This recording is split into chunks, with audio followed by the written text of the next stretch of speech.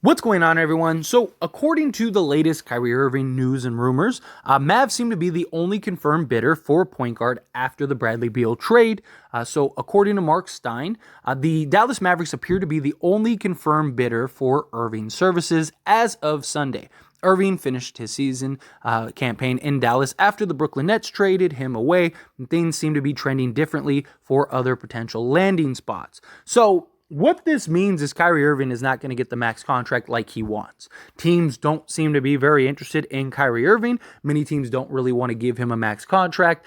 There's lots of question marks with him. And he went to Dallas, and Dallas kind of just fell apart. Now, granted, that wasn't his fault by any means. And he was actually very good for Dallas. And Dallas was actually better with him without Luka than they were with Luka and without him. But that was primarily because they traded away all of their defense and just kind of key rotation guys to go get Kyrie Irving. Now, Dallas did this for multiple reasons. They did it for one, to kind of appease Luka Doncic. They did it for two, to get another star at a relatively cheap, reasonable price. And then three, if it works out, then they re-sign him. All is good. If it doesn't, well, then they can just let Kyrie go.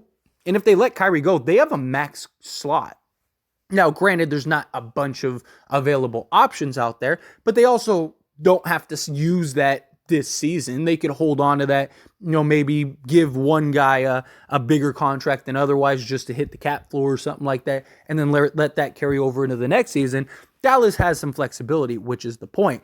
But the reason that this is very interesting for a team like the Lakers is because the only way the Lakers could get Kyrie Irving is via sign and trade, which makes zero sense because that would hard cap the Lakers, and the Lakers basically lose all of their salary guys, right? They would lose very likely one of, if not both, of Rui Hachimura and Austin Reeves. It just makes things very complicated, very difficult. Now, a lot of people really want Kyrie Irving. I would personally love Kyrie Irving. I've been in the bandwagon in the camp of Kyrie coming to the Lakers. That's been well documented.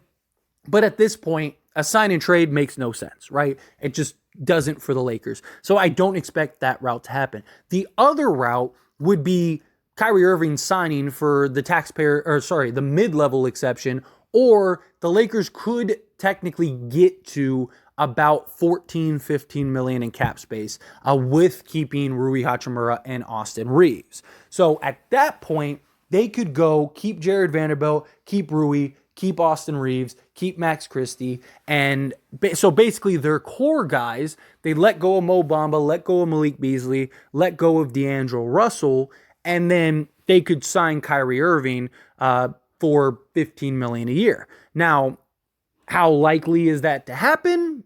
Probably very slim. If not, probably not. I wouldn't bet on it, right? But a couple things. One, he just signed a new shoe deal. So maybe he's not as desperate for the money as he was prior. Second thing is, he would probably make more money in Los Angeles, especially with the new shoe deal, especially with what LeBron could do for him, and just especially if he can kind of regrow his image. The best place to do that would be the Los Angeles Lakers under that spotlight. Not just that, but the story of Kyrie and LeBron back together again, after all this time. And if the Lakers are winning, Kyrie's perception would be changed immediately. It might be one of the best places for his perception if he was to go there. The other thing is too, and the reason why I think it's interesting and it kind of fuels the fire of Kyrie back to the Lakers again, in my opinion, is if Dallas doesn't want to pay him like real money, and Dallas kind of looks at it as like, look, like we're only going to give you 18 million a year. We'll sign you to 4 years, 62 million or 72 million, right? We'll do something like that. That's what we'll give you, right? Or we're only going to give you 4 years, 60 million, or we'll give you 1 year, 20 million, or something along those lines, right? Like if he feels slighted and they're playing with his money and they're not giving him real contracts, Kyrie could very well go to the Lakers, especially if that contract is just a slap in the face, right? Like, for example, let's say that Dallas is like, we'll pay you 20 million, right? Yeah, 20 million would be solid. Let's say they offer him 4 years, 80 million or something like that, right? Well, he could just go to the Lakers for like 5 million less, be where he wants to be. He would probably make that 5 million a year back and then some, for all the brand deals and endorsements and everything that he could do. That all of those things are real factors. Dallas could end up kind of forcing Kyrie to the Lakers, just because, again, if they're not willing to give him a real offer, because if you're Dallas, why would you give him a max contract, right? And your whole argument right now, if this report is true, that like, one, we didn't want to give you a max contract to begin with. Two, nobody else wants you. So go ahead, go test free agency. You're not going to get a max contract anywhere. So at least stay here. We can offer you, a deal, 4 years, 80 million, or like I said, 72 million or something like that. Sure, we'll give you something like that, but you're not going to get better than that anywhere else. And yes, that's true. He probably wouldn't get that anywhere else, but the Lakers could look at it and go, man, if we could get Kyrie Irving for like 15 million a year, why wouldn't we? Or even like the mid-level, the full mid-level exception, because then you could, depending on how you pay everybody, you could still get the mid-level exception, the full mid-level exception, and maybe sign Kyrie into that. And then LeBron's money falls off next season. I'm sure LeBron would take less to get Kyrie paid, right? Especially if the Lakers win a championship or something like that. So that's the only way that, one, the Lakers could feasibly get Kyrie Irving, and two, you would get Kyrie Irving and still keep all of your depth, which is the big thing, right? Like, how do you get Kyrie? And Kyrie Irving at $15 million wouldn't trigger that second tax apron. So you'd still have all the flexibility. You could still do all the things that you need to do. Right? That would be a good position for the Lakers to be in.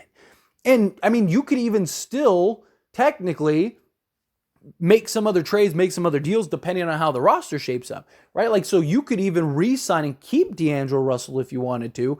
Again, depending on how much he signs for, but depending on how much Rui gets, depending on how much Austin Reeves gets, depending on how much D'Angelo Russell gets, you could technically sign all three of them and still get Kyrie Irving at the mid-level or $15 million, $15 million, and Lakers would be in a good position, right? Again, it just depends on how everything shapes up. But regardless, even if you lose D'Lo, if you could trade right now D'Lo, Beasley, and Mo Bamba for Kyrie Irving, wouldn't you do that? I would.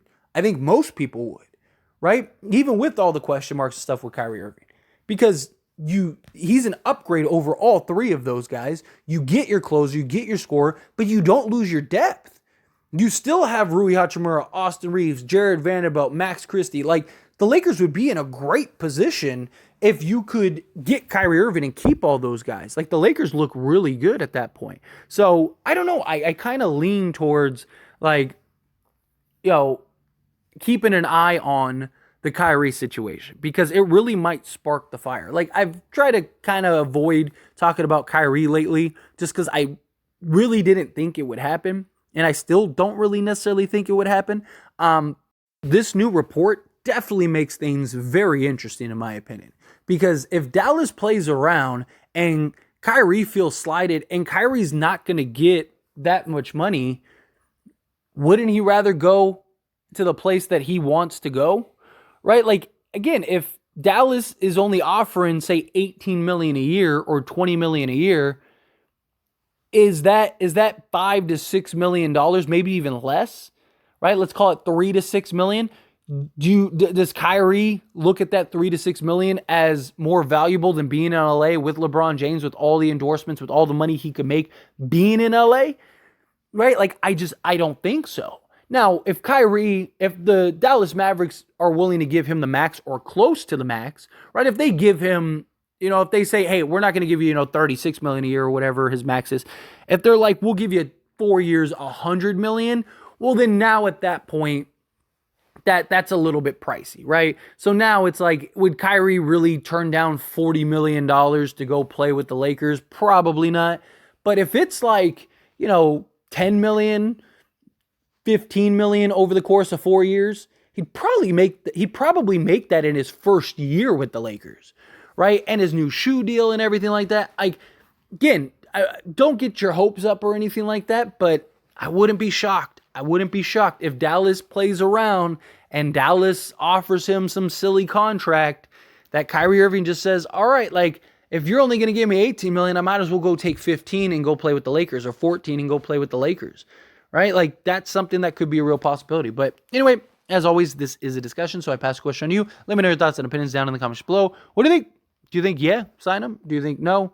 Do you think he would do that? Do you think Dallas would make that mistake? However you feel, whatever your thoughts are, I'd love to hear it. Let me know down in the comments.